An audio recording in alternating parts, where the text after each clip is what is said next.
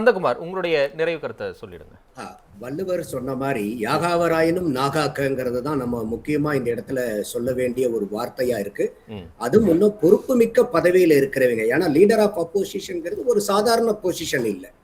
அந்த பொசிஷனுக்கு இருக்கும்போது அதனுடைய மாண்பு குறையாத அளவுக்கு யாரு என்ன வார்த்தை சொன்னாலும் அதை யோசிச்சு அவரு பேசணும்.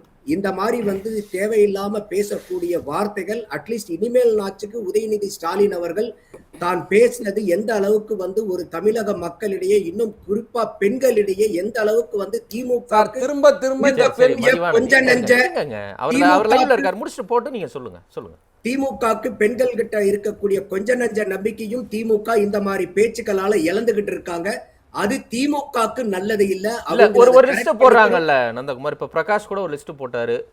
சில விஷயங்கள் லஞ்சம் ஊழல்ல ஒரு நல்ல பேர் இருக்கு மக்கள் கிட்ட, அதை தாண்டி மற்ற எல்லா விஷயங்களையும் இவங்களுக்கு போதிய அளவுக்கு புரிதல் இல்ல, பல விஷயங்கள் இவங்க ஃபெயிலியர் ஆயிட்டு வர்றாங்க. அதனுடைய ஒரு விஷயமா தான் உதயநிதி ஸ்டாலின் அவருக்கு ஒரு பொலிட்டிக்கல் மைலேஜையும் கொடுத்துட்டாங்க அப்படின்னு. அப்ப நிர்வாகம் சார்ந்து இந்த மாதிரி விஷயங்கள்ல தோத்துக்கிட்டே இருக்குதா தாவேக அரசு? அந்த விமர்சனத்தை எப்படி பாக்குறீங்க? இல்ல இது எனக்கு உதயநிதி ஸ்டாலின் அவர்களுக்கு இது மைலேஜே இல்லைங்க. அவரை பல படிக்கட்டுகள் கீழே தள்ளி இருக்கு இந்த நிகழ்வு. நான் அதனாலதான் திருப்பி சொல்றேன்.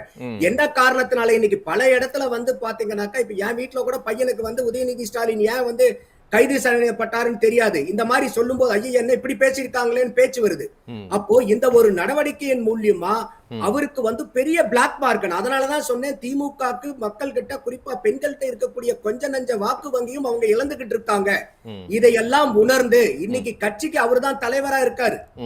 ஐயா ஸ்டாலின் அவர்கள் இல்லைன்னா கூட இன்னைக்கு அவரை தான் பிரதானமா முன்னிலைப்படுத்தி தான் எல்லாமே செய்யப்படுது. அப்போ அந்த பொறுப்புணர்வு வேணும். ஒரு 76 ஆண்டு கால கட்சி, பெண்ணியம் பேசின கட்சி, பெண்ணுரிமை பேசின கட்சி, சமத்துவம் பேசின கட்சி, இந்த மாதிரி எல்லாம் ஒரு அபத்தமான ஆபாச பேச்சுக்களை பேசலாமா? அதாவது இப்ப சினிமாக்கு தான் பாத்தீங்கன்னா UUA சர்டிபிகேட் எல்லாம் கொடுக்கணும். இனிமேல் இவங்க போடுற மீட்டிங்க்கு இனிமேல் சர்டிபிகேட் கொடுக்கணும். இது ஏ certificate meeting, you certificate meeting, இதை லைவ் டெலிகாஸ்ட் பண்ணலாம், இதை லைவ் டெலிகாஸ்ட் பண்ணக்கூடாது, இதை சிறுவர்கள் பார்க்க கூடாது, வயது வந்தவர்கள் தான் போகணும்னு இனிமேல் இவங்க போடக்கூடிய மீட்டிங்லாம் நம்ம இனிமேல் சர்டிபிகேட் இஷ்யூ பண்ணணும் போல இருக்கு.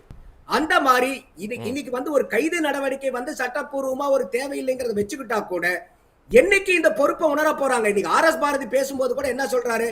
ஏங்க நாங்க ஜெயலலிதாவே எவ்வளவு பேசியிருக்கோம், எம்ஜிஆர் எவ்வளவோ பேசியிருக்கிறோம், எடப்பாடி எல்லாம் எவ்வளவோ பேசியிருக்கிறோம், அப்பெல்லாம் யாருமே கைது பண்ணலைங்க.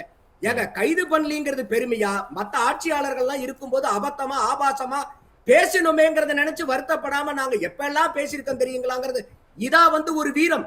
இதா 76 ஆண்டு கால கட்சி எண்ணி மயிர்கூச்செறிகிற அளவுக்கு ஒரு சாதனைன்னு நம்ம எடுத்துக்கிறது. அப்போ அதனாலதான் திருப்பி சொல்றேன், இன்னைக்கு லீடர் ஆஃப் அப்போசிஷனுக்கு ஒரு பெரிய கடமை இருக்கு.